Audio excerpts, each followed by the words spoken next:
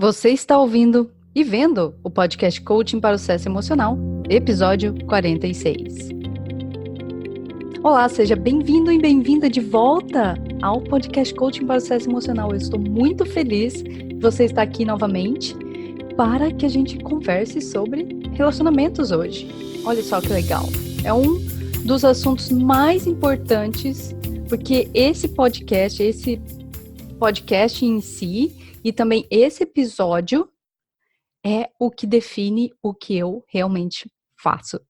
Se você ainda não entendeu o que eu faço como life coach, como coach de vida, esse é o episódio para você entender melhor e mais a fundo o que é que eu faço por você. Que é transformar os seus relacionamentos. Seu relacionamento com a outra pessoa, seu relacionamento consigo mesmo, seu relacionamento com comida e o seu relacionamento com dinheiro. Vamos lá? Então, pega o seu café e vamos conversar sobre relacionamentos hoje. Eu quero que você reflita aqui, antes de tudo, sobre o que são relacionamentos para você. Como que você define a qualidade do seu relacionamento com a outra pessoa? Como que você define a qualidade do relacionamento com você mesma? Quais são os parâmetros que você utiliza? Quais são as pistas que você usa? Normalmente, o que a gente acredita é que o nosso relacionamento com outra pessoa é baseado no que o outro faz, no que o outro deixa de fazer, na forma como a gente interage. Aí a gente determina a qualidade do nosso relacionamento. Então, se o outro faz algo bom, que a gente considera bom, porque o que o outro faz é neutro, a gente que atribui uma carga positiva ou negativa em relação a eles, em relação ao comportamento deles. O que o outro faz é sempre neutro, independente do que ele faz. A gente que atribui uma qualidade quando a gente tem um pensamento. Então, se o nosso relacionamento com o outro é baseado no que o outro faz, a gente está entregando todo o nosso poder de definir como nós vamos agir e como nós vamos pensar em relação ao que o outro faz. Quando eu aprendi esse conceito, foi uma das coisas mais libertadoras para mim. Por isso que eu estou aqui trazendo para você como a gente pode enxergar relacionamentos com as outras pessoas e como que a gente pode transformar os nossos relacionamentos com a outra pessoa sem a outra pessoa precisar se transformar. Sem você precisar mudar a outra pessoa para que você escolha a forma como você quer se sentir em relação a outra pessoa. Porque a gente está esperando que o outro se comporte de alguma forma específica para que a gente se sinta de uma forma específica. Por exemplo, eu espero que o meu marido seja fiel para que eu me sinta segura. Sem saber que eu já posso me sentir segura. E ele não precisar se comportar de qualquer forma. É um conceito um tanto quanto estrangeiro para nós que crescemos na sociedade achando que o outro determina a forma como a gente se sente, que o outro nos machuca. Mas e se o outro não nos machucar? E se o que o outro faz não tiver o poder sobre nós? E a gente puder escolher a forma como nós queremos nos sentir dentro daquele relacionamento, seja em relação a outra pessoa e seja em relação a quem nós somos dentro daquele relacionamento. Porque muitas vezes o que acontece é, a gente não gosta daquela pessoa porque a gente também não gosta da forma como nós agimos em relação àquela pessoa e dentro daquele relacionamento. E quando a gente percebe que os nossos relacionamentos são baseados na forma como nós pensamos em relação àquela pessoa, em relação a nós mesmos, aí a gente pode começar a escolher o tipo de relacionamento que a gente quer ter e a gente pode alterar a qualidade daquele relacionamento, alterando a forma como nós pensamos sobre aquela pessoa, sobre o comportamento daquela pessoa, e nós nos tornamos autônomos, independentes o suficiente para escolher a forma como nós vamos agir dentro daquele relacionamento. Uma das coisas que me fez entender isso foi quando a minha avó paterna morreu.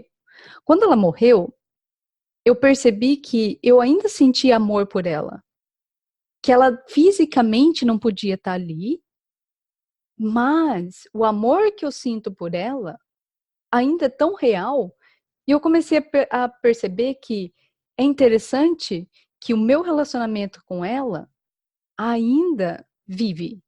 O meu relacionamento com a minha mãe, que também já faleceu, ainda vive. Como é possível? Eles não estão aqui. A gente às vezes fala, eu não tenho um relacionamento com a minha mãe porque ela não está aqui. Mas você pensa nela o tempo inteiro. Você tem pensamentos X, sejam bons ou ruins. E o relacionamento, a qualidade do seu relacionamento vai ser determinada pela qualidade dos pensamentos que você tem em relação àquela pessoa. A pessoa não precisa estar ali para que você tenha um relacionamento com ela. Outro exemplo é um relacionamento amoroso à distância. A pessoa não está ali todo dia, mas você pensa nela. Você pode até entrar em contato com ela ou não. Isso independe. Por quê? O seu relacionamento vive quando você pensa e nutre os pensamentos sobre aquela pessoa. Você pode ter um relacionamento bem próximo com alguém que você não gosta, simplesmente porque você pensa naquela pessoa o tempo inteiro. Não é fascinante isso? Eu comecei a perceber que quando eu tenho os pensamentos bons em relação à minha mãe, que já faleceu, o nosso relacionamento ainda vive. Por quê? Porque eu ainda penso nela. Porque eu tenho conversas internas com ela. Porque eu faço orações para ela.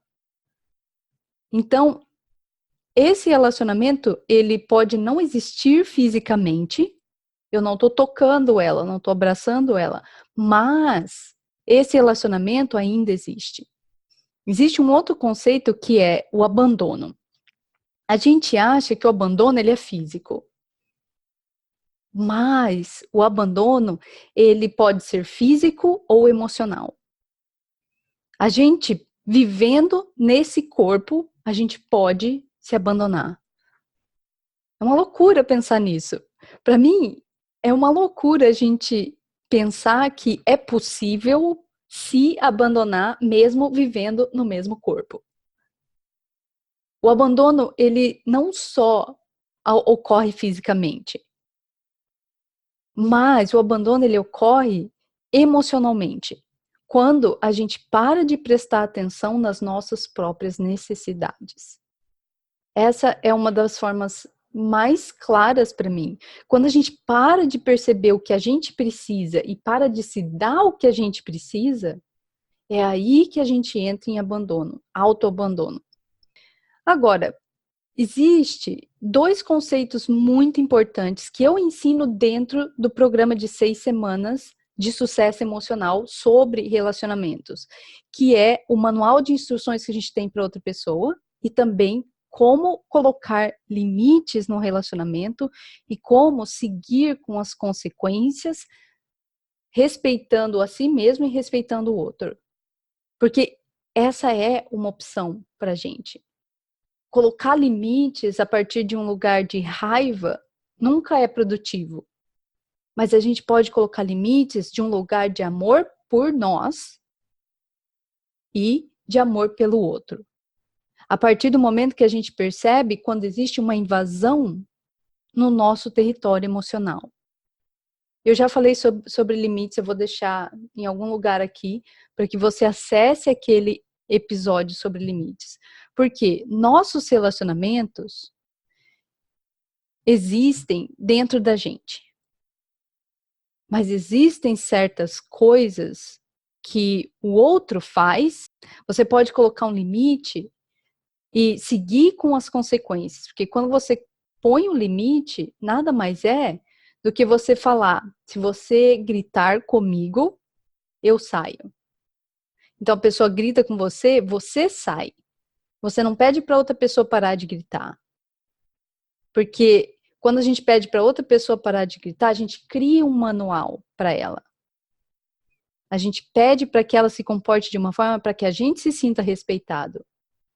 Mas quando a gente entende que se a gente colocar um limite, a consequência é minha responsabilidade para ser seguida, aí você pode agir de um lugar de amor, sem precisar sentir raiva pela outra pessoa e sem precisar destruir o relacionamento. É bem importante a gente começar a perceber que quando, dentro de um relacionamento, existe o que o outro faz, existe o que o outro pensa, existe o que o outro faz, o que a gente pensa sobre o que o outro faz e como a gente se vê dentro desse relacionamento. O que a gente pensa sobre quem nós somos dentro desse relacionamento. E todos esses pensamentos determinam a qualidade do relacionamento que nós temos com os outros e que nós temos sobre nós. Como que a gente tem um relacionamento com nós mesmos? Se a gente vive no mesmo corpo e se a gente não se abandonou ainda. A gente tem relacionamento com nós mesmos quando a gente pensa sobre quem a gente é e a qualidade desses pensamentos vai determinar a qualidade da nossa autoestima. Que a autoestima nada mais é do que a qualidade dos pensamentos que a gente tem. Então, a autoestima é como se fosse algo que é um medidor. Se a sua autoestima é alta, é porque você tem bons pensamentos em relação a você. E se você tem uma autoestima baixa, é porque o seu relacionamento consigo mesmo, a forma como você pensa sobre você, possui uma baixa qualidade. Quando eu falo autoestima alta, alguns de vocês imaginam alguma pessoa que se acha. E quando eu escuto isso, a pessoa se acha melhor do que a outra. Essa é a definição de arrogância. Eu penso que eu sou melhor do que você. E a arrogância, ela vem de um lugar de insegurança. Porque existe alguém que é melhor e pior. Melhor do que você e pior do que você. E a autoestima é diferente. Você pensa que você é bom o suficiente, que você é inteligente, mas que outras pessoas também são. Eu posso pensar que eu sou uma pessoa boa e pensar que você também é uma pessoa boa. Existe o e não o ou. Gente, tá tendo um barulho aqui, eu não sei se vai dar para escutar no áudio, mas fica aqui comigo. E quando você acha que você é melhor do que o outro, essa é a definição de arrogância. Agora, quando você tem uma autoestima alta, mas você também pensa bons pensamentos em relação a quem o outro é, aí você transpira autoconfiança. Essa é a diferença. Que não necessariamente, se você tiver uma autoestima alta, você vai ser uma pessoa arrogante. Não é a mesma coisa, não é sinônimo. Agora, sabendo que os nossos relacionamentos, eles são pensamentos sobre quem o outro é e sobre quem nós somos e sobre as coisas ao nosso redor, nós podemos transformar esses relacionamentos sem precisar transformar a pessoa em outra coisa para que a gente possa gostar dela. Que a gente pode escolher gostar daquela pessoa e nunca mais falar com ela. Que a gente pode escolher gostar da pessoa e a outra pessoa não gostar da gente. Porque essa é uma escolha que a gente pode fazer, que está dentro do nosso controle. E é isso que eu quero apresentar aqui para você. Essa é a boa notícia desse podcast de hoje. Alguns de vocês vão ficar meio bravos com isso. E tudo bem. Eu quero que você fique bravo com isso. Eu quero que isso entre em conflito com o que você acredita sobre o seu próprio poder. Porque a partir do momento que você perceber que o seu poder é seu e que ninguém mais controla a forma como você se sente, é aí que você se torna autônomo e é aí que você escolhe de propósito como você quer se sentir, o que é que você quer fazer e qual o resultado que você quer criar dentro dos relacionamentos que você tem na sua vida. Que a partir do momento que você perceber que comida não te controla, que dinheiro não te faz sentir inseguro ou seguro, que é você que traz isso, que é você que cria isso, é aí que você toma todo o seu poder na sua vida. E é isso que eu quero te oferecer com um programa de 6 semanas, Sucesso Emocional. Entre em contato comigo pelo e-mail sensitivecoaching101@gmail.com e eu falo com você no próximo episódio. Um grande abraço e até mais.